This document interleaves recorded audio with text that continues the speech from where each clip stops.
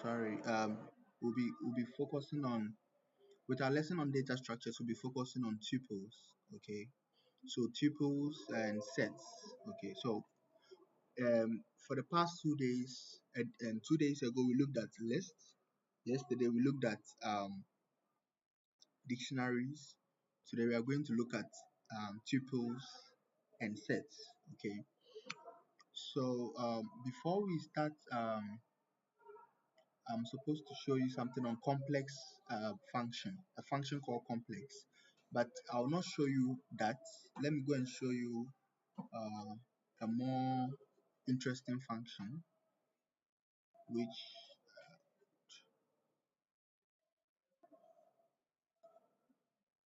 okay. So let me show you a more interesting one. Now, complex is a function that is used to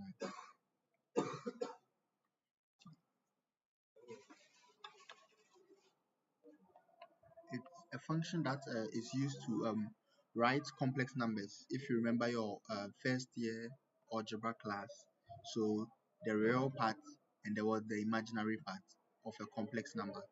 So we use the complex function to write a complex number. For example, complex 3, 4, meaning that complex 3 plus 4i. Okay, so we can also import C math. Okay, then we can say find the polar form, or you convert to the polar form and things like that. But I know this is interesting, but it's very simple to learn. You can go and learn it on your own. But I would stress something I have stressed before, but you will need it for your project. That's why I'm stressing it again. Okay, so let's fast forward, go straight to our coding session. Okay, so with this way, let me create a function. Let me call it notes or practice, whatever you want to call yours. Then let me zoom in. Okay, so let us look at something more interesting where I call it random. Okay, I've talked about this before, but I'm talking about it again because you need it for your project. Okay, on HackerRank. So random, in order to generate, is used for what? Generating random numbers. Okay, so in order to use the random or to be able to generate random numbers, you have to import it. So you say import random. Okay, so when you import random, now take note, inside a random library, there's a random library. So random library lib, there are a lot of sub functions inside the library. Okay, and one of the function is called random. Okay, and another function is called randint. Is it randint or randit? No, I think randint. Yeah. Then another one choice. Another one is it choices? I think something like this. Then there are some more. I'll show you along the line. So inside the random library here we've imported, there is a sub function also called random. Okay, and there is another function called randint, and there's another function called choice, and there's another function called choices. So in order to use this library, because we are dealing with this library, we have to first call the name of the library, then you mention the name of the function. So for example, if I want to use a random function, or let's say if I want to use a randint function, first I have to say random dot randint. Okay, so for example, let me just say number. Okay, so I'll just say random dot randint. Okay, so it says input what? A integer, B integer. So you input the range. So maybe I want from 1 to 100. Okay, so generate a random integer between 1 to 100, where 1 and 100 in itself is inclusive. So I can say print number. Okay, print number. So when I run this, it prints 74 for me. Okay, so I get 74 printed. So this is the round ends. Okay, so I taught you how to use this. Now you remember our lesson on functions, Python functions. When we're dealing in terms of Python functions, I told you another way to import a function. One was import, then the name of the file, then you call the name of the file dot the function name, such as we've been doing here. Or you can say from random library, from the random library, import the function called rand int.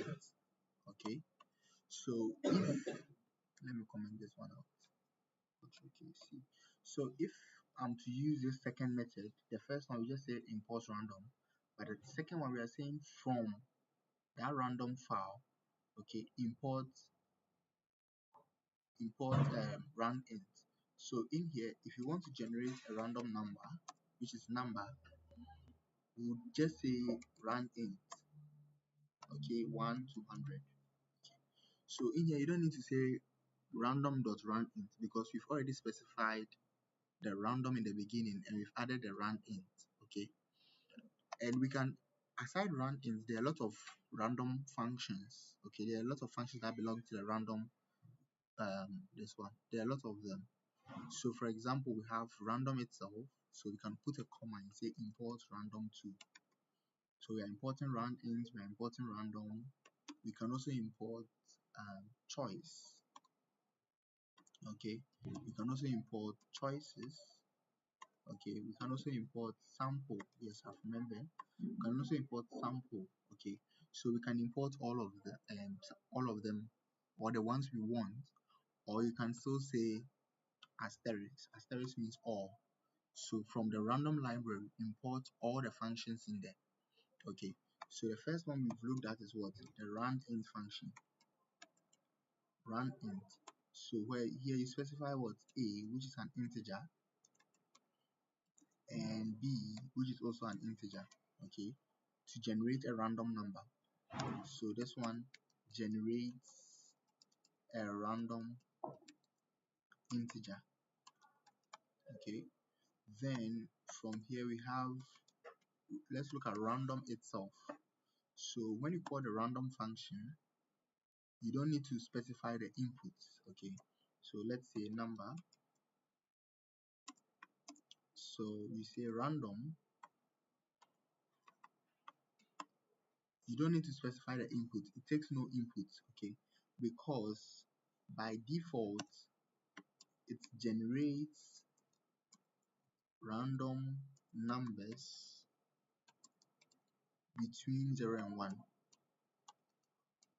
between 0 to 1. Okay, so all of them will be decimals. So if I'm to print this one, say print number. Okay, so if I'm to run this,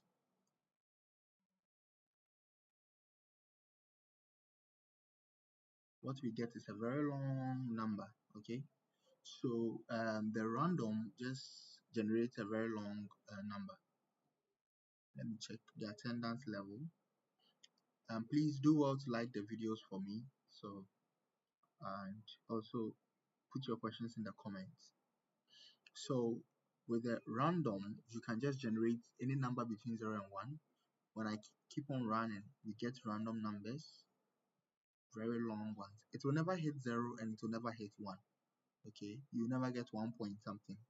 See here we are getting 0.998 and so on, but we will never get 1 and we'll never get 0. So it's between, okay, between 0 and 1. But the randint, you get 1 and 100. 1 and 100 is inclusive. Okay, so 1 and 100, you can get 1, you can get 100. They are inclusive, but for random, the 0 and the 1 are exclusive. So all the numbers are between 0 and 1. Then let us look at the next function, which is I've talked about random, I've talked about run int. Let's look at choice.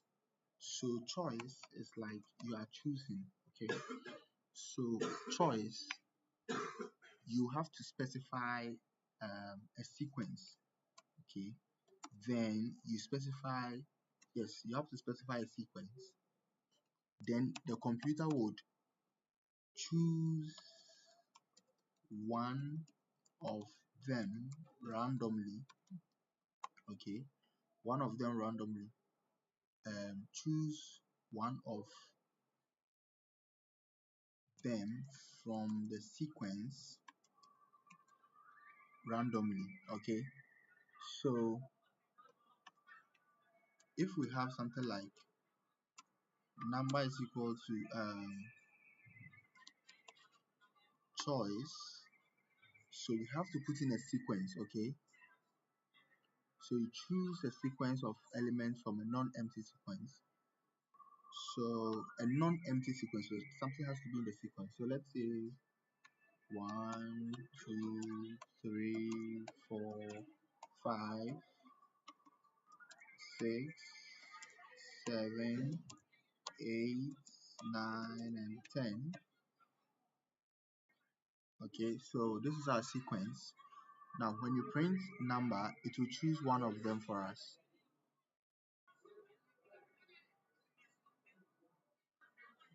So it chose 1 in this instance. When you run it again, it chose 8, it chose 7, 1, 6, 2, 8. So it keeps on choosing randomly from whatever list we are dealing with, okay? So hello, I hope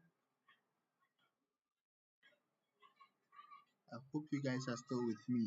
Okay, so please do what to like the videos for me, then we move on. So that being said, um I think I think so far what I've taught you, the rand int random choice is okay, but let me add one more: choices. Okay, so for choices you specify the sequence, then you specify um, the the number, or let me say k. Okay, so chooses a number k of numbers, or what, of items from the sequence. Okay, so let's say you have a sequence just like the first one. Let me copy and paste this one. So we have a sequence here, it's choices, then we put a comma, then we specify what, the k. Sorry, let me see, returns a k size list. So let's say if we put 3, that means it should choose 3 out of this list for us. For choice, by default it chooses only 1, but for choices it chooses 3 because I specify k to be equal to 3. Okay, so choices gives you the privilege of choosing more than 1. You can still choose 1, but you can specify k to be 3, 4, 5, any. So when we print it,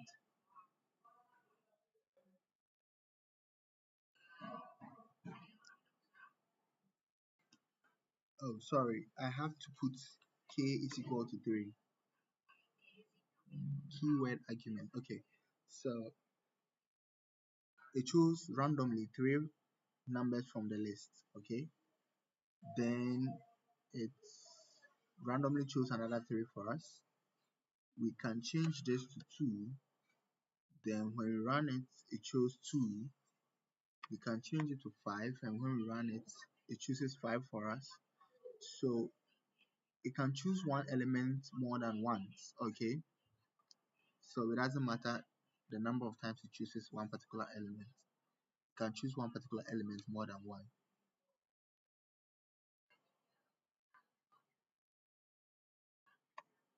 Okay, so let me now move on for sample.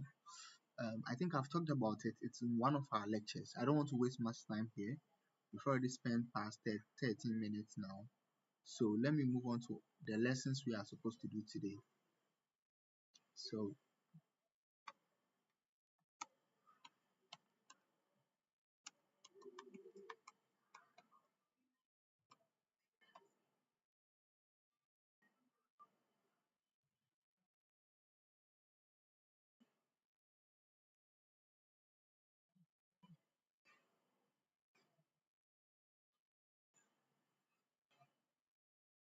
um, is the audio okay?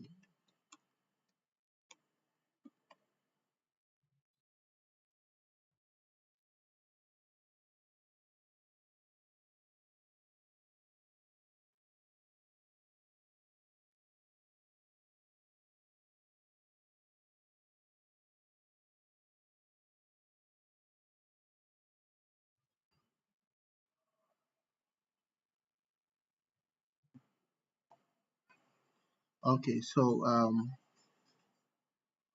let's continue with the class. Okay, so let me check if the audio is okay.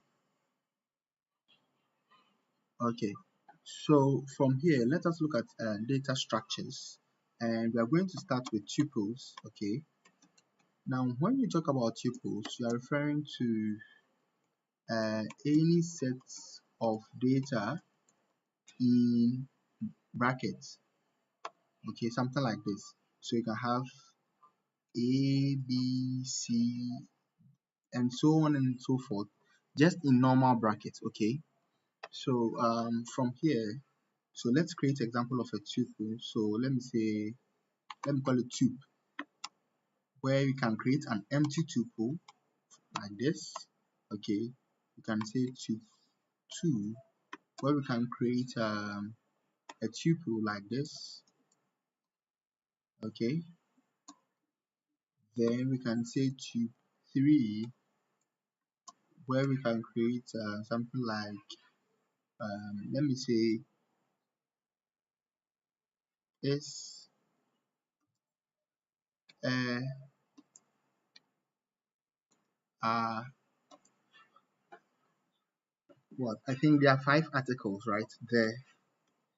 There are 5 articles there, and one more I've forgotten. Okay, so these are tuples. Okay, they are just in brackets. They look like lists. Okay, for lists would have been something like square brackets. Then we have 1, 2, 3, 4. So then the big question is how different are they from lists? Okay, so physically when you look at them, they have what curl brackets, or the normal bracket as we call it. Then the list will have a square bracket. Okay, so before I go into the difference between a tuple and a list, okay, is what we call mutability. Okay, one. So there are some data structures that are mutable, and other data structures are not mutable. So let us talk about mutable data structures. Mutable data structures.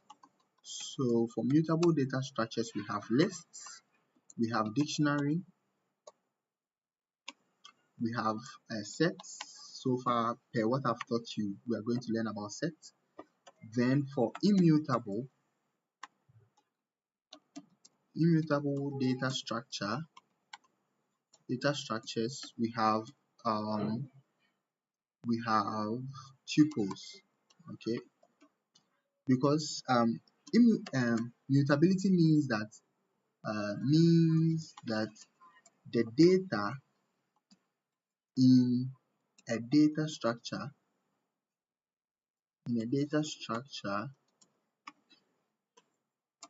can be changed, or let's say yes, by can be changed later after they are being created. Okay, so if you have a data structure you can't change after you create them, then it becomes immutable.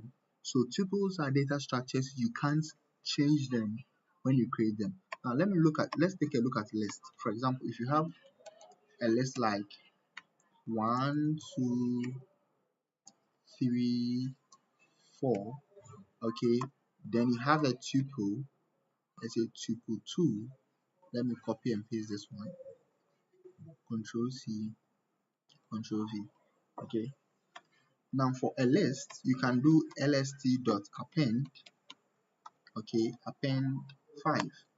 Okay, but for tuples you can't do append. Okay, now when we look at these are the methods associated with tuples. So I told you that all the double underscores are not allowed to be used.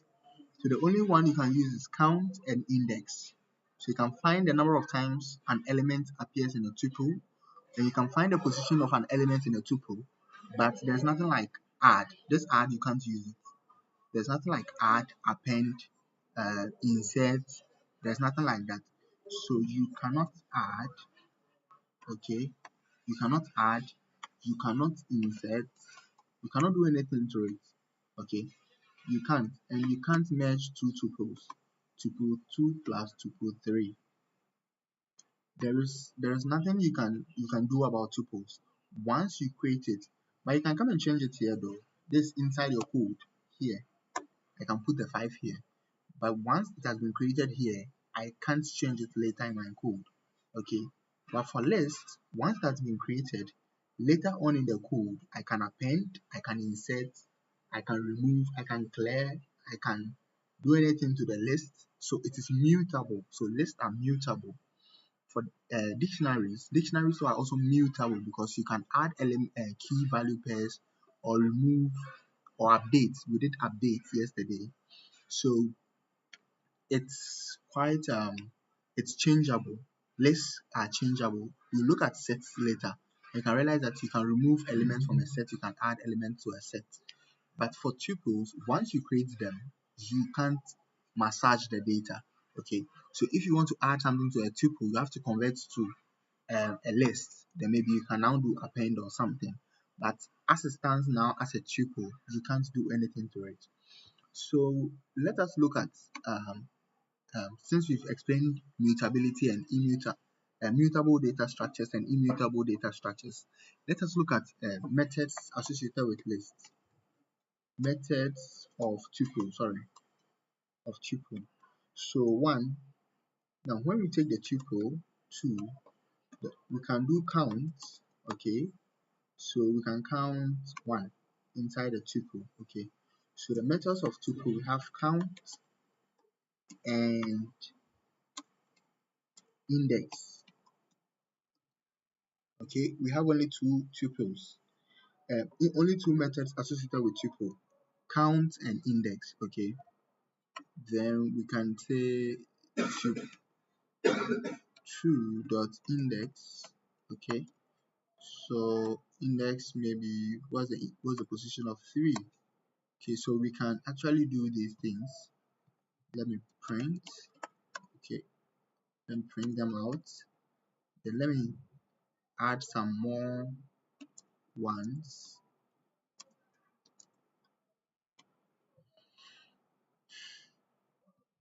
Then let me print this one too. Okay, so when I run this, so I get one appear 3 times. Okay, so one appeared 3 times. Okay, there's one here, there's one here, there's one there. Then the index of 3 is in position 2. Okay, so this is in position 0, this is in position 1, this is in position 2. So take note of this. Now when you take a list has an index. A list is ordered. They are arranged in a certain order, so it has an index. And a list too can be changed. The data inside the list can be changed. But when you take a tuple is also ordered. That means all the numbers or elements inside the tuple have a specific location, such as 0, 1, 2, 3 to infinity, or starting from the back, negative 1, 2, 3, and so on and so forth. So it can also be what? It's ordered, but not mutable. Okay, so it can be mutated. You can't change it. But a dictionary isn't ordered but mutable. Tuples is ordered but not mutable. Dictionary is not ordered but mutable, and list is both mutable and ordered.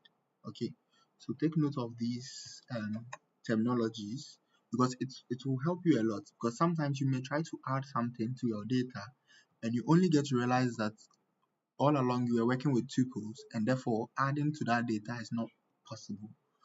Okay, so that being said, now let us look at tuple slicing. Okay, so if you have a tuple, let's say, can you really slice it since it's not mutable? So let's say 1 to 3.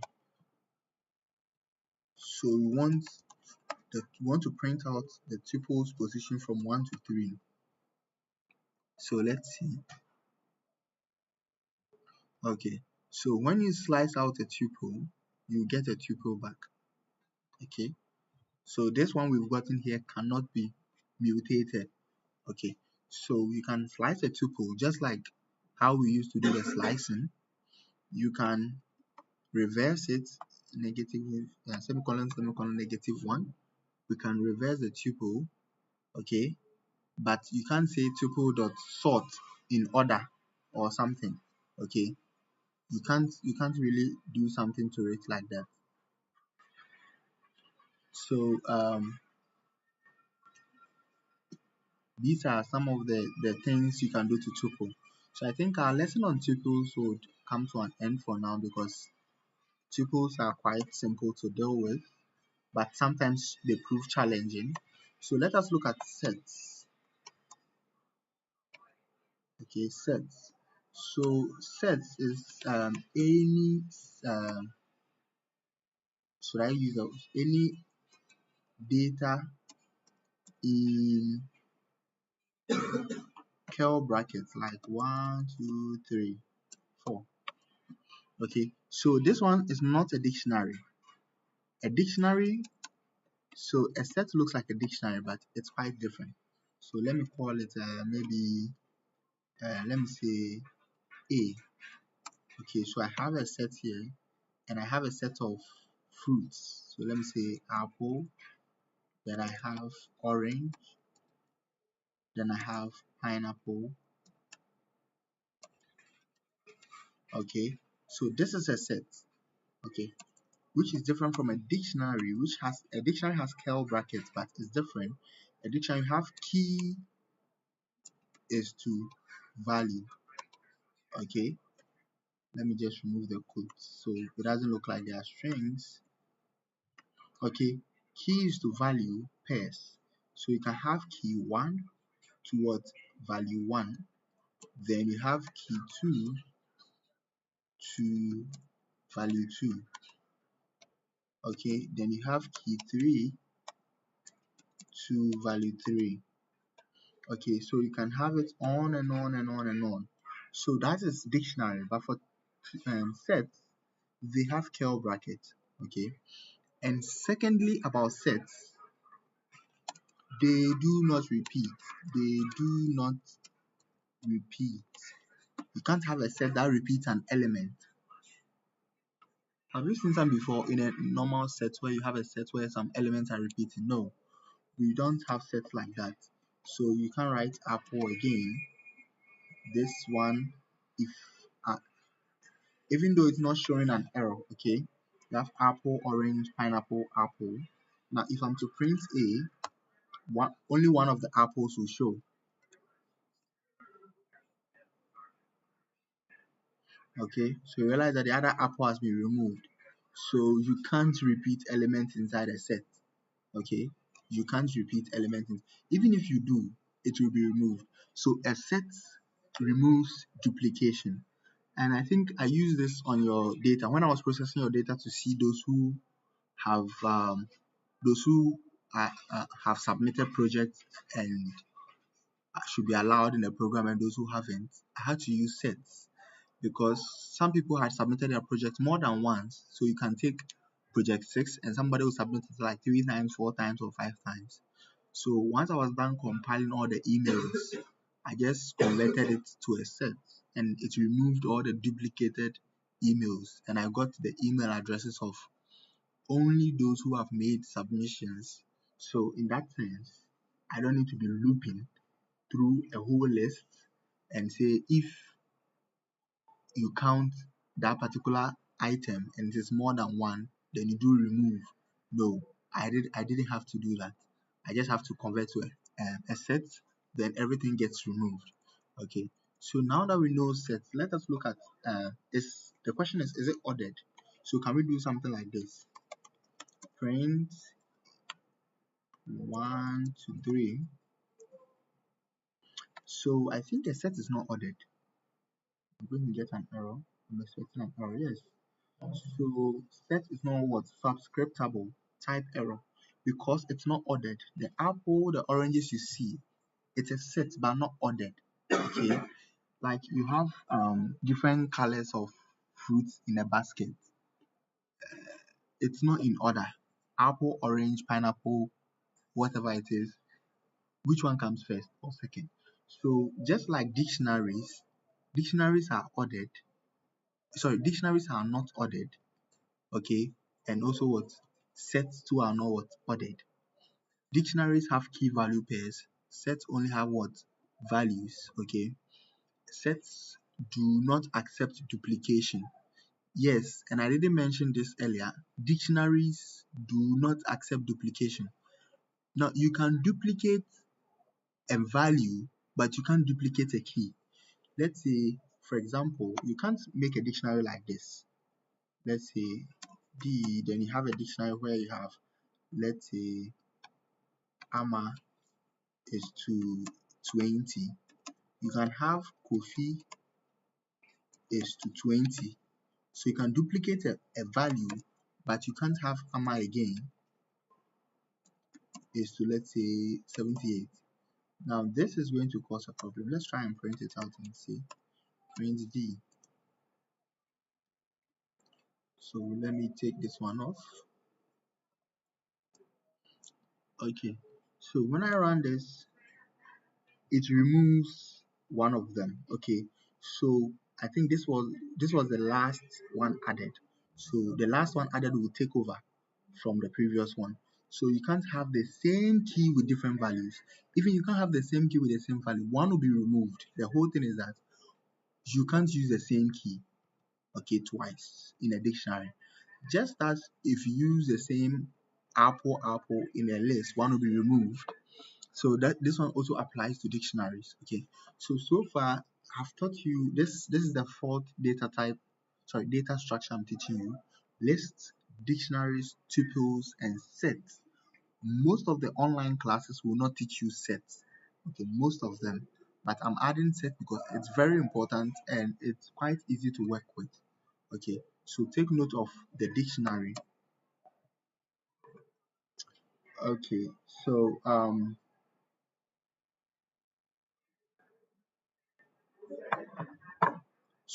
from here, let me, yes.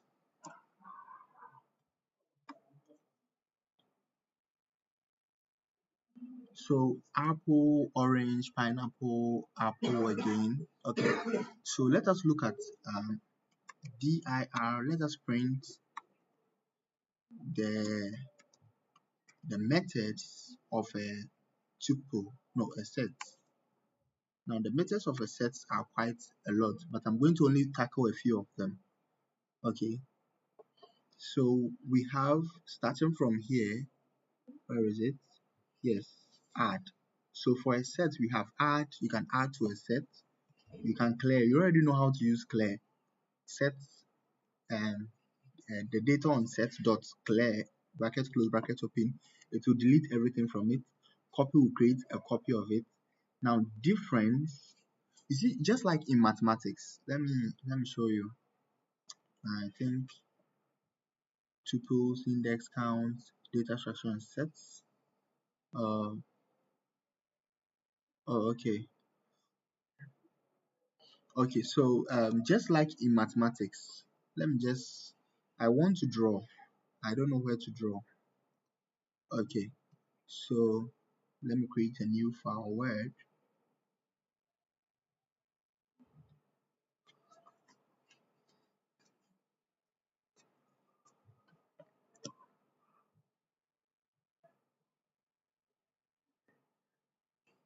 So in mathematics, you can, oh wait, so let me insert shapes. Then let me insert a circle. Sorry. So let me insert a circle. Okay, so you can have a circle here, and we can have this one. Okay, then let me draw another circle again.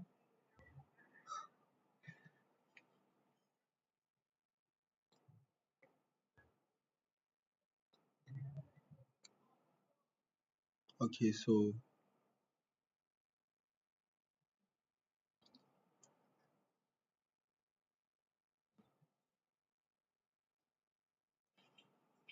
okay, so we have two sets. Okay, so this is set A. I think you remember this in your junior high school, where you can have two sets. Let's call this one set A, and let's call this one set B. Okay, and where we have here to be what? A intersection B. Okay, A.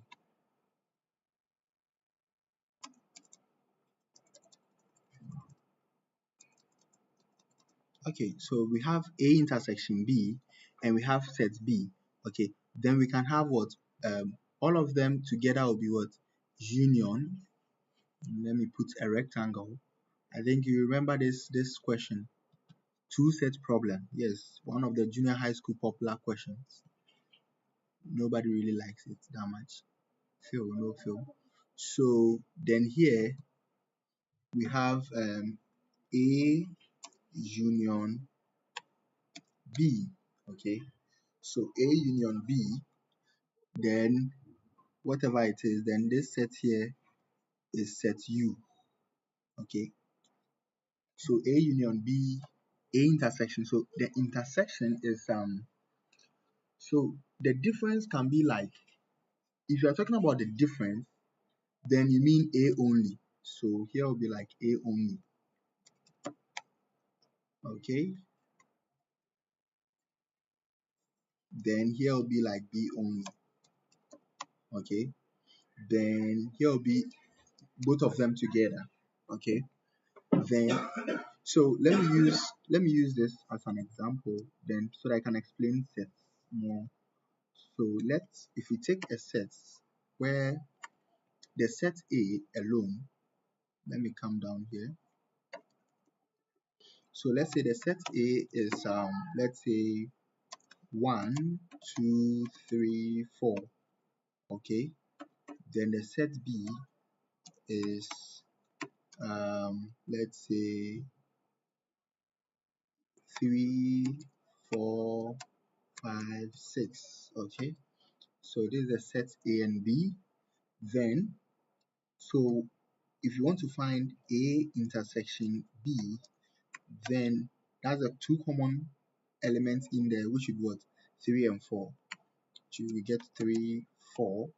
Okay, then A union B, okay, which will be what? The union will be 1, 2, 3, 4, and you don't repeat. So 3, 4 has already been mentioned, so we have 5 and 6. Okay, then if you say A minus B, so all elements in A, you subtract all elements in B you can find in A. So what will be left with will be, so if I take the 3 in B, I can go and cancel out from A. I take the 4 in B, I go and cancel out from A. 5 is not in A, so nothing cancels out. 6 is not in A, so nothing cancels out. So what is left is 1 and 2. Okay, I hope you guys can see my screen. Also, I have to zoom in.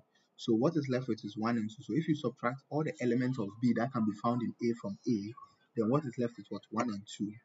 And if you do the same thing to B minus A, then what is left will be, if you take all the elements of A and you take it away from B, then what is left is what? 5, then what? 6. Okay. Okay, so this one is also our list. Then we can have yes, so this one is called what? Intersection. Intersection. Intersection of the two sets, which is the middle. Then this one is called union, the union of the two sets. Then this one is called difference. Okay, so the difference of set A and B, or is it set B to A or A to B? Okay, we'll learn about that. Then this one is also the difference. Okay, so I'm going to teach you about intersection, union, difference. Then I'll teach you about add, how to add elements to a list, and what's it? How to add elements to already existing sets. So this is a similar concept. So let me recreate these values. Let me copy and paste, Control C, and then paste in my code.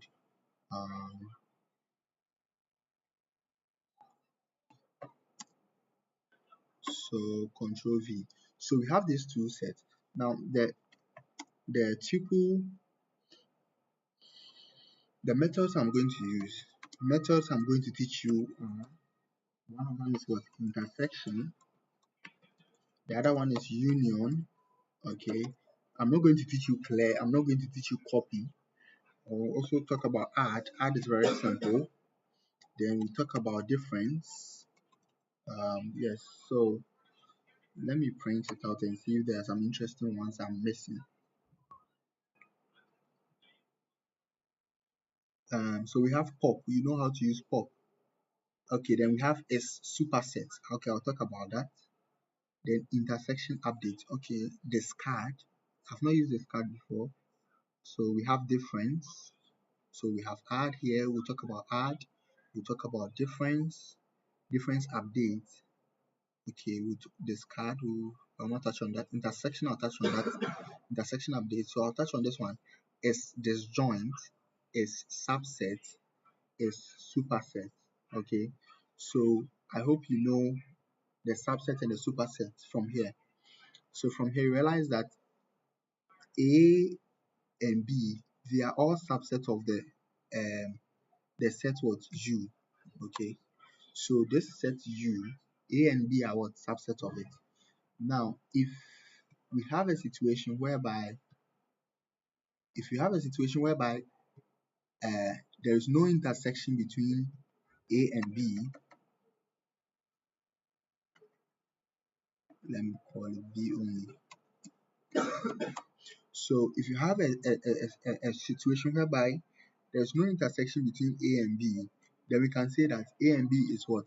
Disjoint. Okay, so we have disjoint sets where the intersection is equal to 0. So in that case, A intersection B would rather be what? A null set. Okay, so it's not necessarily equal to 0, but what? A null set. So take note, in sets, 0 means something.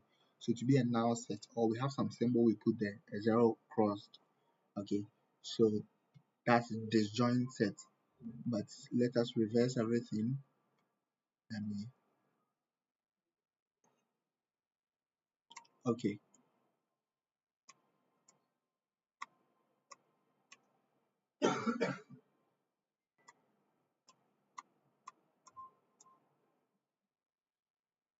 Okay, so let me write here disjoint. So U is the universal set. Okay, so let us look at these ones.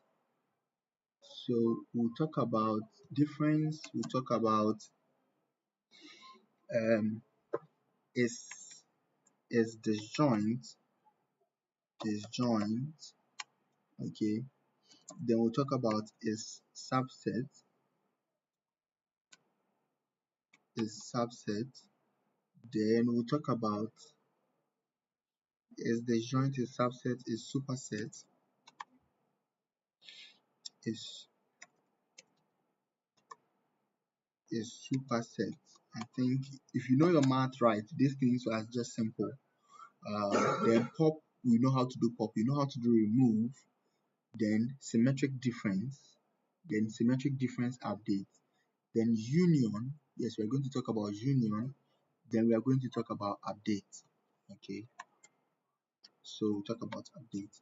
Okay, so these are the ones I'm going to talk about. You can go and follow the rest of them online somewhere or learn it on your own. So I think these are the interesting ones you will need to know.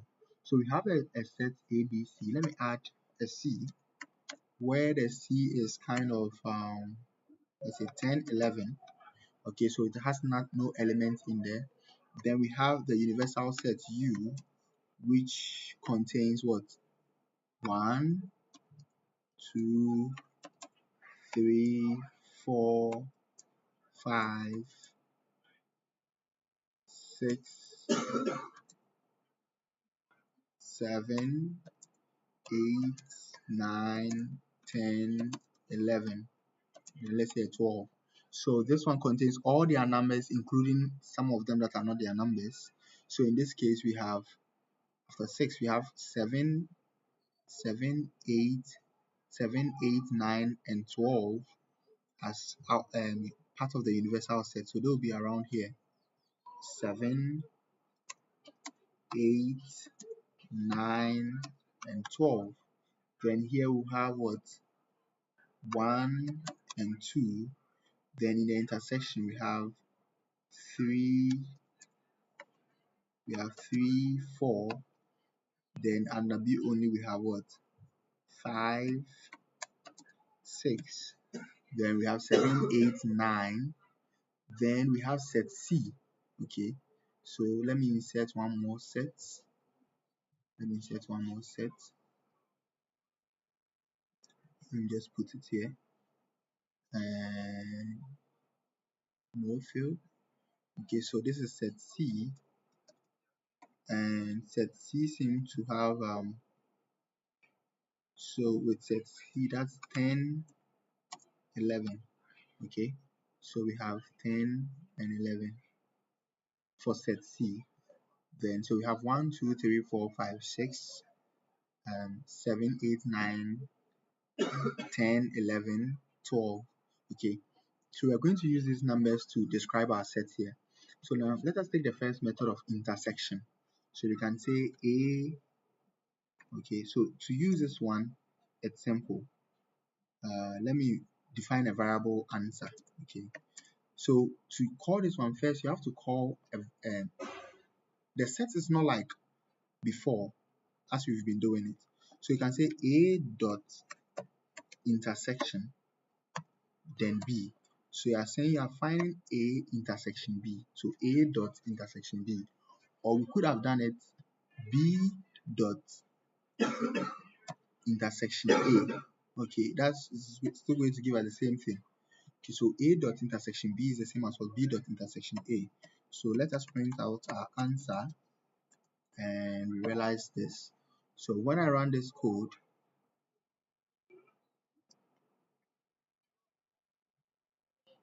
oh, what's printing up here? Okay, so we have what? 3, 4.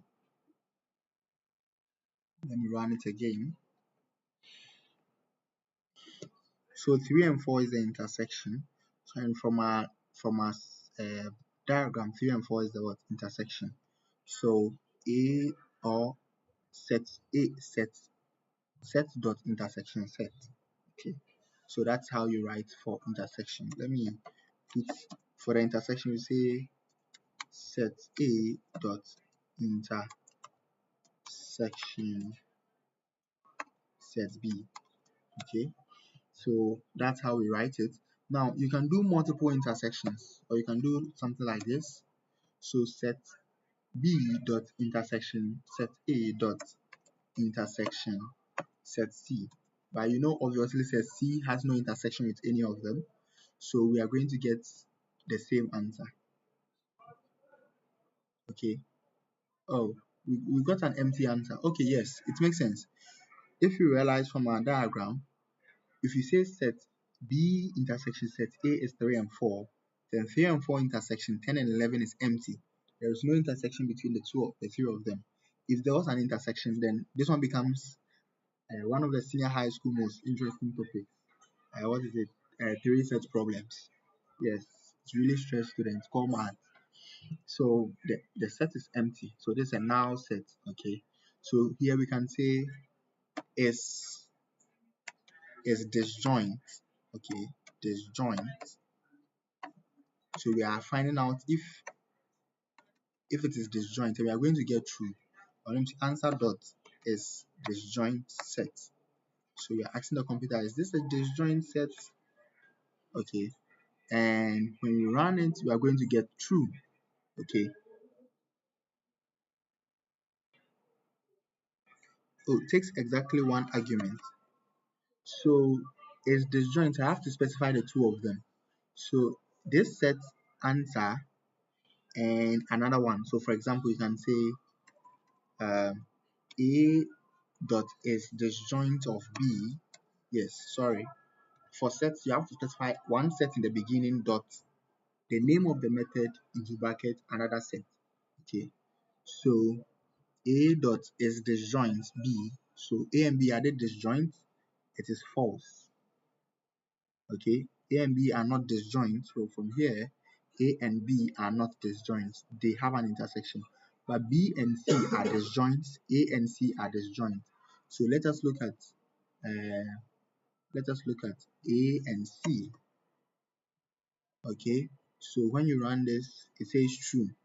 Or we can look at B and C. Okay. When you run it, it says true. Okay, so B and C and A and C are both what? Disjoint. So if you looked at what? Disjoint set. So for disjoint set, it says set A dot disjoint is disjoint to bracket set B. Okay, set B. Then when you look at and this one also goes to, it's similar for is subset, is superset, and all those things. So let us look at set A dot is subset or what? Set B. So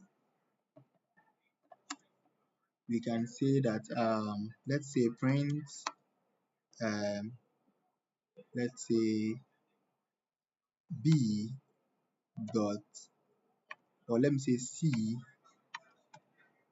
dot is subset of what? B, which is false.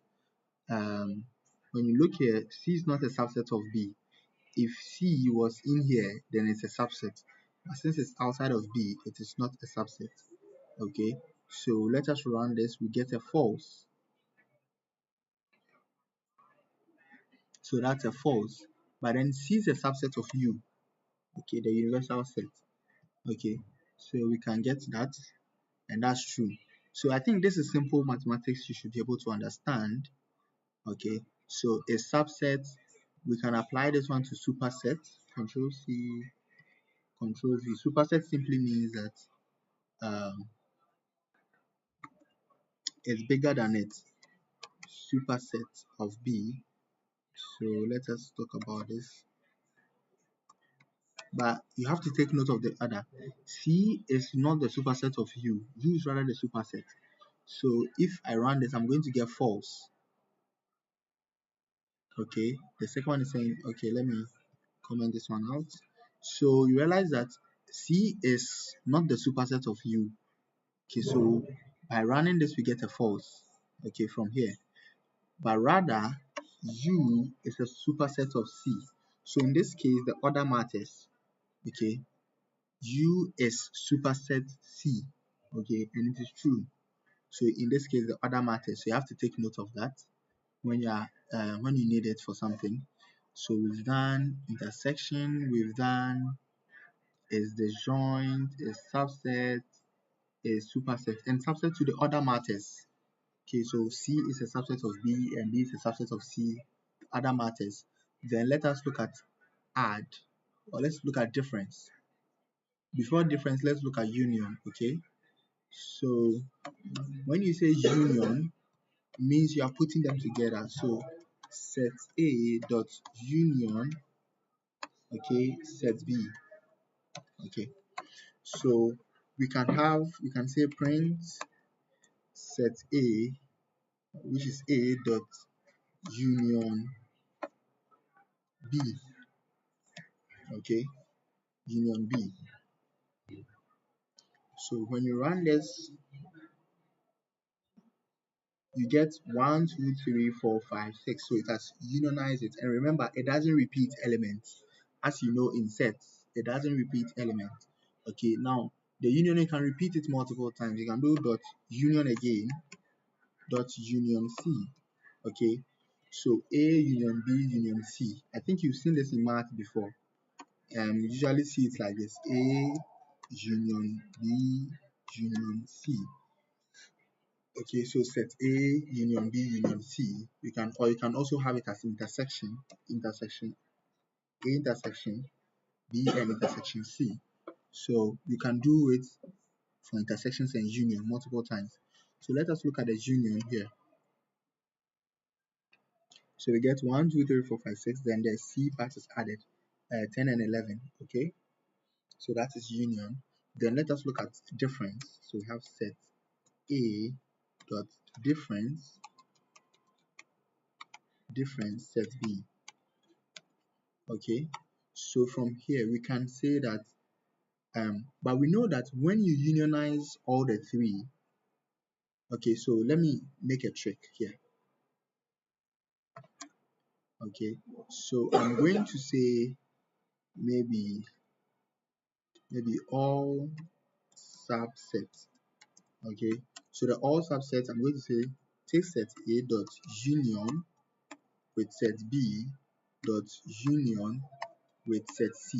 Okay, then I already have my universal set. I can say maybe let me call it diff. So I take my universal set dot difference all subsets. So I want to find the difference between my universal set and all the subsets.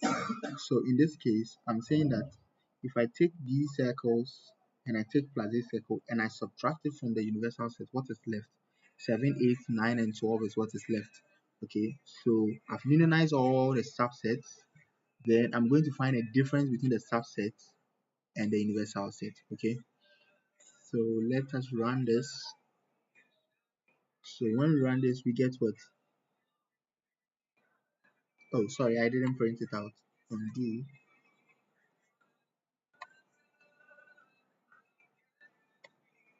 So print diff.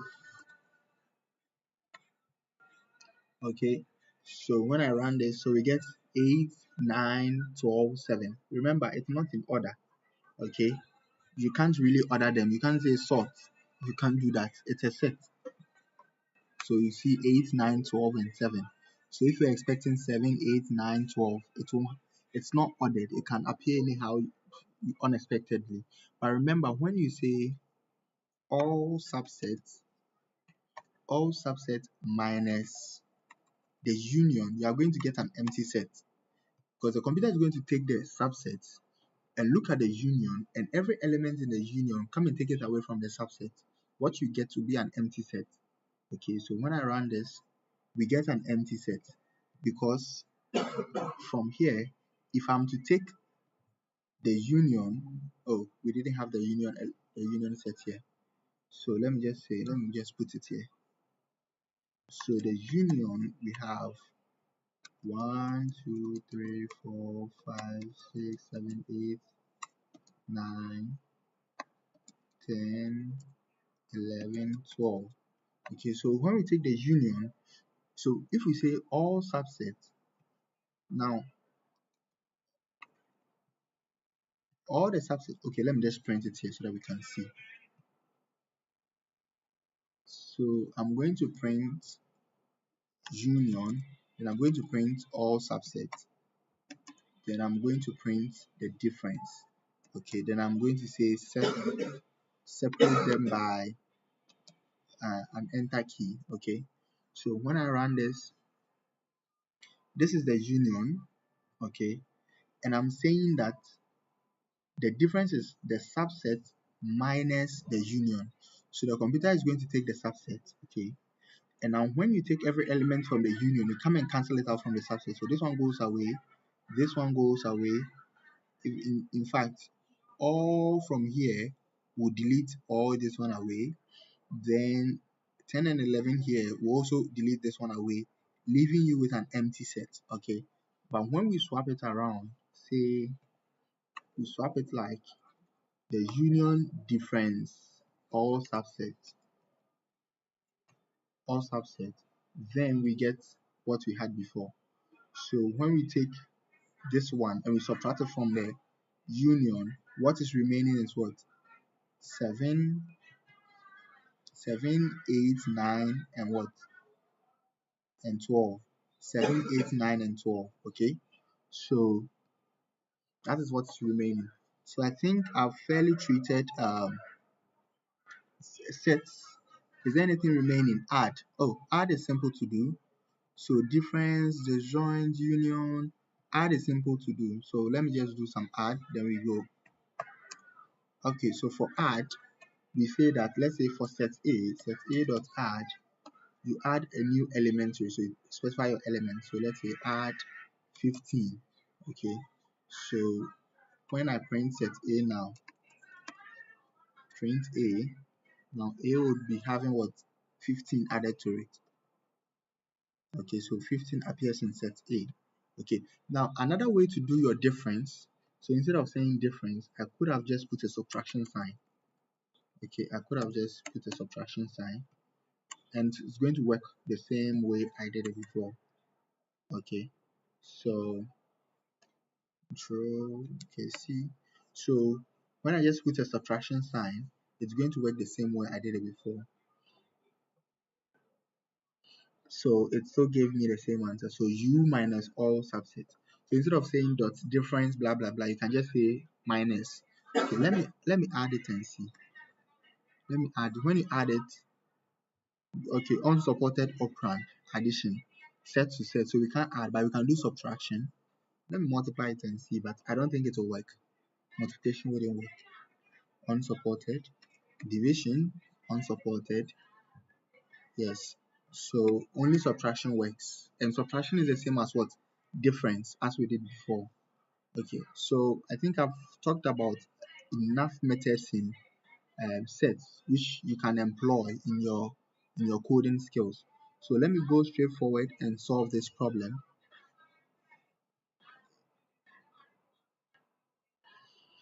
So Miss what? Gabriel Williams is a botany professor at the district college. One day she asked her student Mickey to compute the average of all the plants with distinct heights in her what? Greenhouse.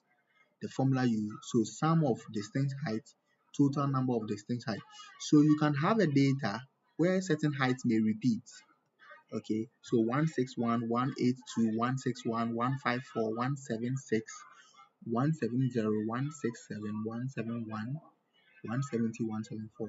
So you realize that 161 is even repeating twice, but we need only the distinct heights and want to find the average of these heights.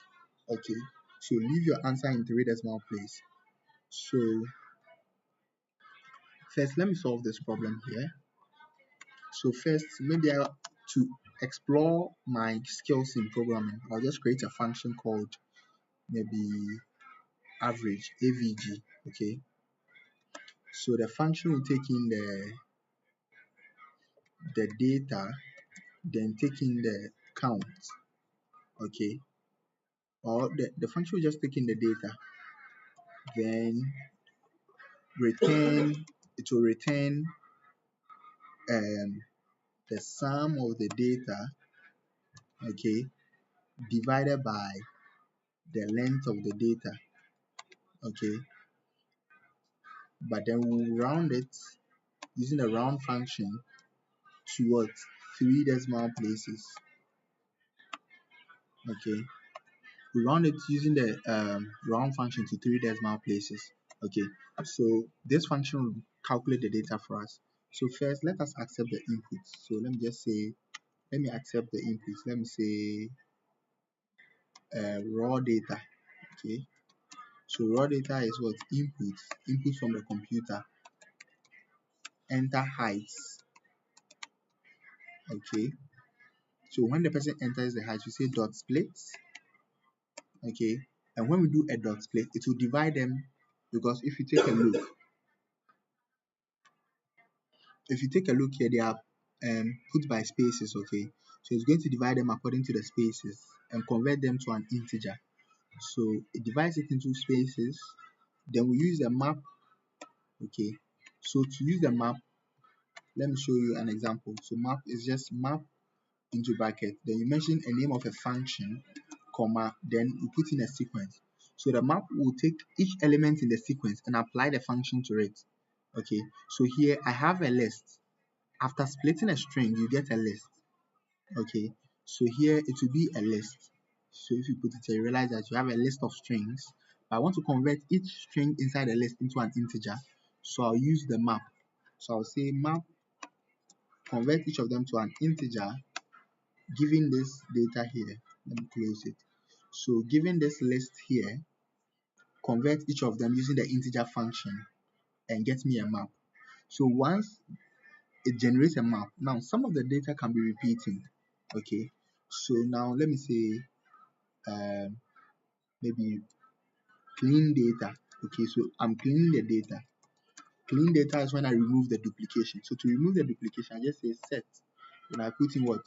Raw data.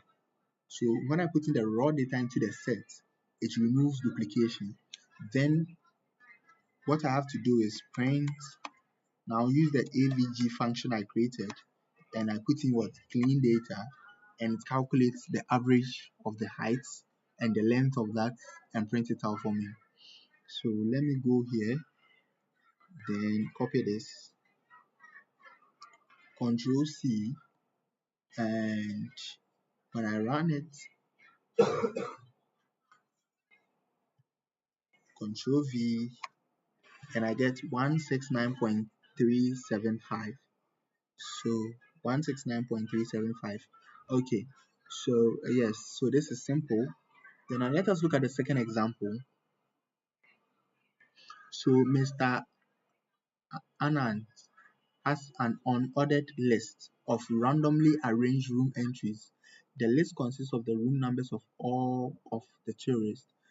The room numbers will appear n times per group except for the captain's room. I think I've solved this problem online before. Okay, so there's a list, a long set of numbers. Now all of the numbers will be repeating with the exception of what? The captain's room. So if you realize, one will repeat what? One will repeat 1, 2, 3, 4, 5. 4 has repeated twice, 5 has repeated, 6 is repeating, but 8 never repeated. Okay, 8 only was in once. So we want to find out which of the numbers doesn't repeat. Okay,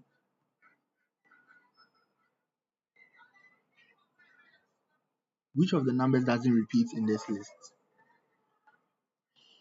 So I can clear this one. I don't know if I can clear this one and say, okay, so we are going to find out a non-repeating element in a list. Okay, so first we are going to take input. So let's say data. Then we take the input, whatever, maybe enter room numbers. Okay, so enter room numbers. Then we say data dot. So once we take in the data, we want to split it. Dot split. Okay, so when we split it, do we need to convert it to integers? Not really. We don't really need the integers. We don't really need them as integer, but it makes things simple. So we can convert them to an integer. So we can say int, or we can use the map into bracket what? Int, convert it to integers. Then, so this is a map kind of data. So it will map all of them with an integer. Okay, so pick. So now that we have it as integers, it's not really important to have it as integers, but I just did. Okay. So now that I have my data, how do I find out that 8 is the only number that doesn't repeat? Okay, so first what I'll do is I would say that for I, okay, I don't want to pick each element inside and say, for example, if you make a for loop, the for loop will pick 1 and do count, and to count what is inside. Then the for loop comes to pick 2, count. If it's more than 1, it should skip. The for loop picks 3, count. The for loop picks 6, count. The for loop picks 5, count. And the for loop picks 4, count. But then if we are using the string, it has to go and pick 4 again and count. And picking 4 again, you are repeating the exercise.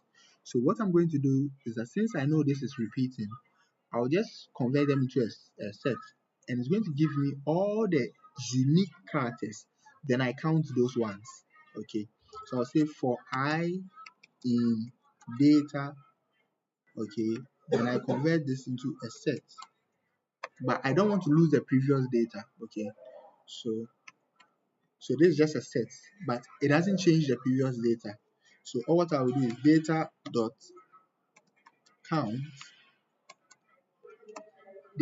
count I.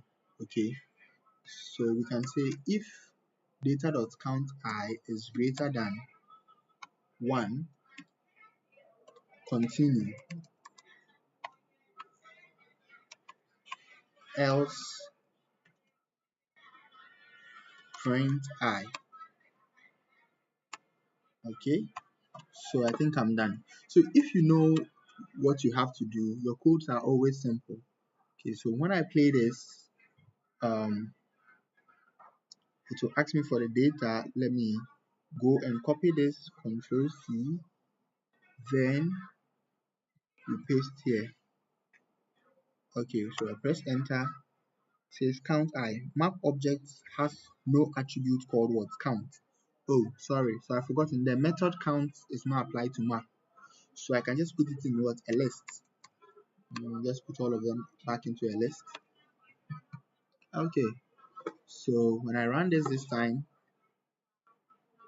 then I put in the data, I get 8. Okay. So so this one will give me the unique characters here. And with these unique characters, I pick those unique characters one after the other and count them.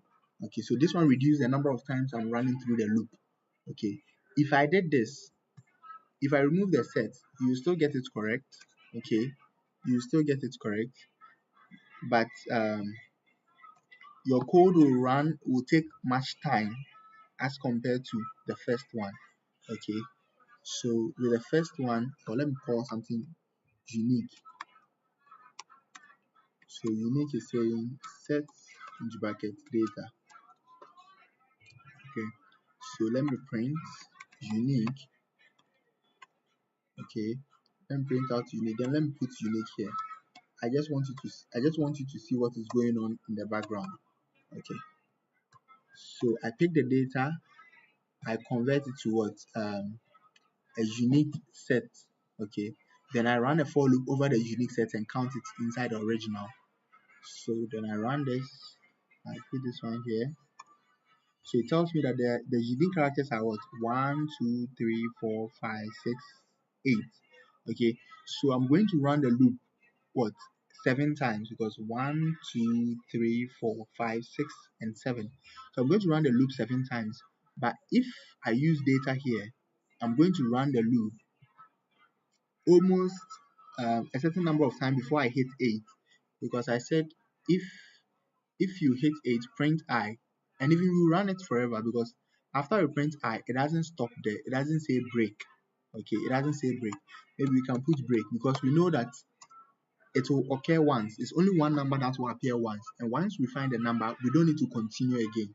We don't need to continue the loop, so that we don't need to do this extra work. So always as a programmer, you have to also think about runtime. So sometimes some of you say runtime error, meaning that your code was taking too much time to solve the problem. Okay.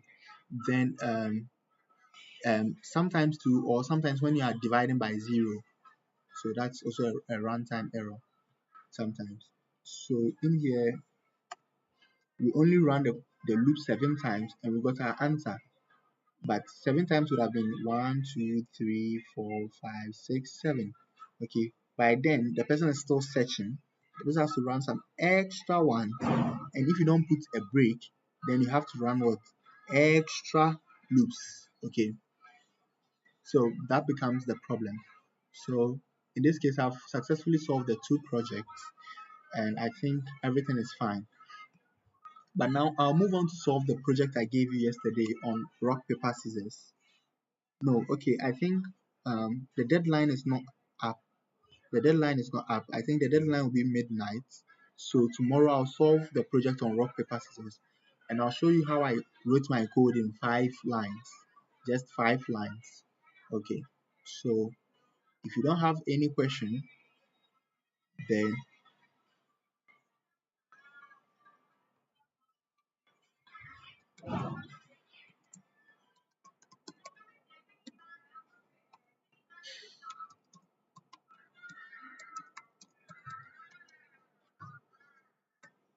okay. So we've far spent more time. I'll end the class today. So bye for now. Please do what to like the video, show some reaction, at least just as a little motivation. Okay.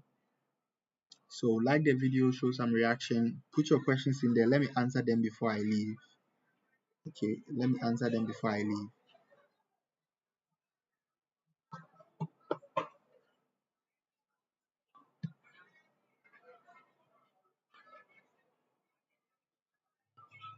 Okay. Um bye for now. If no question is coming in. So today will be your last project on HackerRank. After today's project, when it ends tomorrow, the subsequent projects, you'll be sending them to me directly for inspection.